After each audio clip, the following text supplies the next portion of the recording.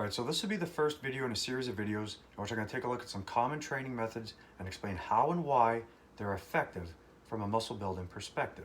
Now, the first thing you need to know is there are 5 primary pathways that trigger growth, and they are mTOR activation, muscle damage, muscle fiber fatigue, lactic acid accumulation, and the release of local growth factors.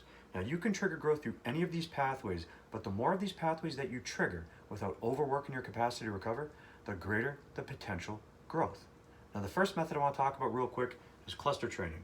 Now, cluster training is generally thought of as a strength building method in which the goal is to perform more reps with a certain amount of weight than you normally would. So an example would be pick a weight you can do 2 times. Instead of doing 2 reps and reaching failure, you do 1 rep, rest as long as you can, do another rep, and you do that until you get, let's say, 4 to 6 reps. So you do double or triple the amount of reps than you normally be able to do with a certain amount of weight. Now, obviously, the way you do what you do will affect things, but let's take a look at how effective cluster training is from a muscle building perspective. Now, as it relates to mTOR activation and muscle damage, clusters are very effective because the tension is going to be high when you're using that heavy of a weight, although the exercise that you choose will determine how much damage you can inflict onto the muscles.